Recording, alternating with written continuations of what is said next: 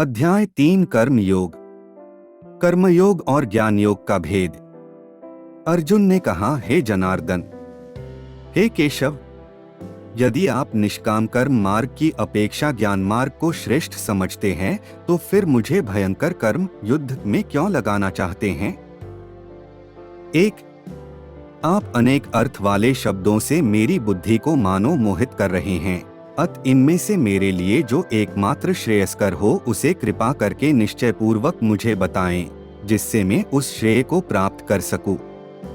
श्री भगवान ने कहा, हे निष्पाप अर्जुन, इस संसार में आत्म साक्षात्कार की 2 प्रकार की विधियां पहले भी मेरे द्वारा कही गई हैं। ज्ञानियों के लिए ज्ञान मार्ग सांख्य योग और योगियों के लिए निष्काम कर्म मार्ग भक्ति योग नियत है। 3, मनुष्य न तो बिना कर्म किए कर्म बंधनों से मुक्त हो सकता है और न ही कर्मों के त्याग संन्यास मात्र से सफलता सिद्धि को प्राप्त हो सकता है। 4, कोई भी मनुष्य किसी भी समय में क्षण मात्र भी कर्म किए बिना नहीं रह सकता है, क्योंकि प्रत्येक मनुष्य प्रकृति से उत्पन्न गुणों द्वारा विवश होकर कर्म करता है। 5, जो मनुष्य कर्मेंद्रियों को वश में तो करता है किंतु मन से इंद्रियों के विषयों का चिंतन करता रहता है, सा मूर्ख जीव मिथ्याचारी कहलाता है। 6, हे अर्जुन, जो मनुष्य मन के द्वारा इंद्रियों को वश में करने का प्रयत्न करता है और बिना किसी आसक्ति के कर्मयोग निष्काम कर्मयोग का आचरण करता है, वही सभी मनुष्यों में अति उत्तम मनुष्य है। 7, हे अर्जुन, तू अपना नियत कर्तव्य कर्म कर, क्योंकि कर्म न करने की अपेक्षा कर्म करना श्रेष्ठ है। कर्म न करने से तो तेरी यह जीवन यात्रा भी सफल नहीं हो सकती है। 8, यज्ञ की प्रक्रिया ही कर्म है। इस यज्ञ की प्रक्रिया के अतिरिक्त जो भी किया जाता है उससे जन्म मृत्यु रूपी बंधन उत्पन्न होता है। अत हे कुंती पुत्र, उस यज्ञ की पूर्ति के लिए संग दोष से मुक्त रहकर भली भांति कर्म का आचरण कर। 9, सृष्टि के प्रारंभ में प्रजापति ब्रह्मा ने यज्ञ सहित देवताओं और मनुष्यों को रचकर उनसे कहा कि तुम लोग इस यज्ञ द्वारा सुख समृद्धि को प्राप्त करो और यह यज्ञ तुम लोगों की इष्ट परमात्मा संबंधित कामना की पूर्ति करेगा। 10, इस यज्ञ द्वारा देवताओं की उन्नति करो और वे देवता तुम लोगों की उन्नति करेंगे। इस तरह एक दूसरे की उन्नति करते हुए तुम लोग परम कल्याण परमात्मा को प्राप्त हो जाओगे। 11, इस यज्ञ द्वारा उन्नति को प्राप्त देवता तुम लोगों की सभी आवश्यकताओं की पूर्ति करेंगे, किंतु जो मनुष्य देवताओं द्वारा दिए हुए सुख भोगों को उनको दिए बिना ही स्वयं भोगता है, उसे निश्चित रूप से चोर समझना चाहिए। 12, यज्ञ से बचे हुए अन्न को खाने वाले भक्त सब पापों से मुक्त हो जाते हैं, किंतु अन्य लोग जो अपने इंद्रिय सुख के लिए ही भोजन पकाते हैं वे तो पाप ही खाते हैं। 13, सभी प्राणी अन्न से उत्पन्न होते हैं। अन्न की उत्पत्ति वर्षा से होती है, वर्षा की उत्पत्ति यज्ञ संपन्न करने से होती है और यज्ञ की उत्पत्ति नियत कर्म वेद की आज्ञानुसार कर्म के करने से होती है। 14, नियत कर्मों का विधान वेद में निहित है और वेद को शब्द रूप से अविनाशी परमात्मा से साक्षात उत्पन्न समझना चाहिए। इसलिए सर्वव्यापी परमात्मा ब्रह्म रूप में यज्ञ में सदा स्थित रहता है। 15, हे पृथापुत्र, जो मनुष्य जीवन में इस प्रकार वेदों द्वारा स्थापित यज्ञचक्र नियत कर्म का अनुसरण नहीं करता है, वह निश्चय ही पापमय जीवन व्यतीत करता है। सा मनुष्य इंद्रियों की तुष्टि के लिए व्यर्थ ही जीता है। 16, नियत कर्म का निरूपण।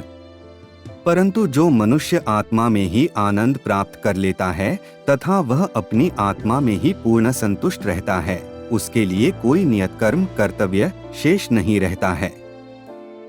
17, उस महापुरुष के लिए इस संसार में न तो कर्तव्य कर्म करने की आवश्यकता रह जाती है और न ही कर्म को न करने का कोई कारण ही रहता है, तथा उसे समस्त प्राणियों में से किसी पर निर्भर रहने की आवश्यकता नहीं रहती है। 18, अत कर्मफल में आसक्त हुए बिना मनुष्य को अपना कर्तव्य समझकर कर्म करते रहना चाहिए, क्योंकि अनासक्त भाव से निरंतर कर्तव्य कर्म करने से मनुष्य को एक दिन परमात्मा की प्राप्ति हो जाती है। 19 काजा जनक जैसे अन्य मनुष्यों ने भी केवल कर्तव्य कर्म करके ही परम सिद्धि को प्राप्त की है। अत संसार के हित का विचार करते हुए भी तेरे लिए कर्म करना ही उचित है। 20 महापुरुष जो जो आचरण करता है, सामान्य मनुष्य भी उसी का ही अनुसरण करते हैं। वह श्रेष्ठ पुरुष जो कुछ आदर्श प्रस्तुत कर देता है, समस्त संसार भी उसी का अनुसरण करने लगता है। 21 फल की इच्छा से कार्य सकाम कर्म करते हैं, उसी प्रकार विद्वान मनुष्य को फल की इच्छा के बिना संसार के कल्याण के लिए कार्य करना चाहिए। 25 विद्वान महापुरुष को चाहिए कि वह फल की इच्छा वाले सकाम कर्मी अज्ञानी मनुष्यों को कर्म करने से रोके नहीं, जिससे उनकी बुद्धि भ्रमित न हो, बल्कि स्वयं कर्तव्य कर्म को भली प्रकार से करता हुआ उनसे भी भली भांति कराते रहना चाहिए। 26 जन्म से लेकर मृत्यु तक के सभी कर्म प्रकृति के गुणों के द्वारा संपन्न किए जाते हैं। अहंकार के प्रभाव से मोहग्रस्त होकर अज्ञानी मनुष्य स्वयं को कर्ता मानने लगता है। 27 परंतु हे महाबाहु, परमतत्व को जानने वाला महापुरुष इंद्रियों को और इंद्रियों की क्रियाशीलता को प्रकृति के गुणों के द्वारा करता हुआ मानकर कभी उनमें आसक्त नहीं होता है। 28 माया के प्रभाव से मोहग्रस्त हुए मनुष्य सांसारिक कर्मों के प्रति आसक्त होकर कर्म में लग जाते हैं। अत पूर्ण ज्ञानी मनुष्य को चाहिए कि वह उन मंदबुद्धि सकाम कर्मी वालों को विचलित न करे। 29 अत हे अर्जुन, अपने सभी प्रकार के कर्तव्य कर्मों को मुझ में समर्पित करके पूर्ण आत्मज्ञान से युक्त होकर आशा, ममता और संताप का पूर्ण रूप से त्याग करके युद्ध कर। 30 जो मनुष्य मेरे इन आदेशों का ईर्ष्यारहित होकर श्रद्धा पूर्वक अपना कर्तव्य समझकर नियमित रूप से पालन करते हैं, वे सभी कर्मफलों के बंधन से मुक्त हो जाते हैं। 3 परंतु जो मनुष्य ईर्ष्यावश इन आदेशों का नियमित रूप से पालन नहीं करते हैं, उन्हें सभी प्रकार के ज्ञान में पूर्ण रूप से भ्रमित और सब ओर से नष्ट भ्रष्ट हुआ ही समझना चाहिए। 32 सभी मनुष्य प्रकृति के गुणों के अधीन होकर ही कार्य करते हैं। यद्यपि तत्वदर्शी ज्ञानी भी प्रकृति के गुणों के अनुसार ही कार्य करता दिखाई देता है, तो फिर इसमें कोई किसी का निराकरण क्या कर सकता है।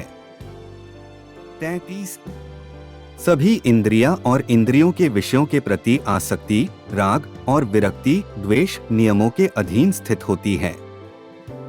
मनुष्य को इनके अधीन नहीं होना चाहिए, क्योंकि दोनों ही आत्म साक्षात्कार के पथ में अवरोध उत्पन्न करने वाले हैं।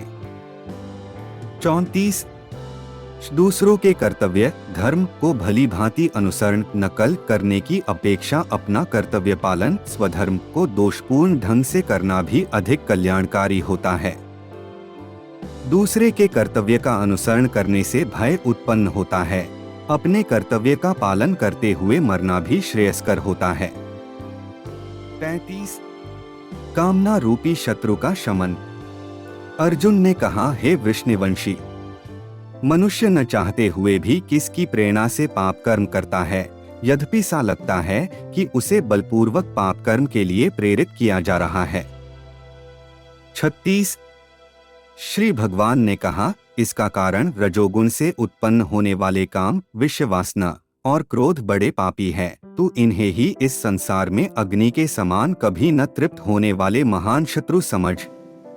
37 जिस प्रकार धुएं से अग्नि और धूल से दर्पण ढक जाता है, तथा जिस प्रकार गर्भाशय से गर्भ ढका रहता है, उसी प्रकार कामनाओं से ज्ञान ढका रहता है। 38 हे कुंती पुत्र, इस प्रकार शुद्ध चेतन स्वरूप जीवात्मा का ज्ञान कामना रूपी नित्य शत्रु द्वारा ढका रहता है, जो कभी भी तुष्ट न होने वाली अग्नि की तरह जलता रहता है। 39 इंद्रियां, मन और बुद्धि कामनाओं के निवास स्थान होते हैं। इनके द्वारा कामनाएं ज्ञान को आच्छादित करके जीवात्मा को मोहग्रस्त कर देती हैं। 40 अत हे भरतवंशियों में श्रेष्ठ, तू प्रारंभ में ही इंद्रियों को वश में करके और आत्मज्ञान और आत्म साक्षात्कार में बाधा उत्पन्न करने वाली इन महान पापी कामनाओं का ही बलपूर्वक समाप्त कर। 41 हे अर्जुन, इस जड़ पदार्थ शरीर की अपेक्षा इंद्रियां श्रेष्ठ है। इंद्रियों की अपेक्षा मन श्रेष्ठ है, मन की अपेक्षा बुद्धि श्रेष्ठ है, और जो बुद्धि से भी श्रेष्ठ है तो वही सर्वश्रेष्ठ शुद्ध स्वरूप आत्मा है।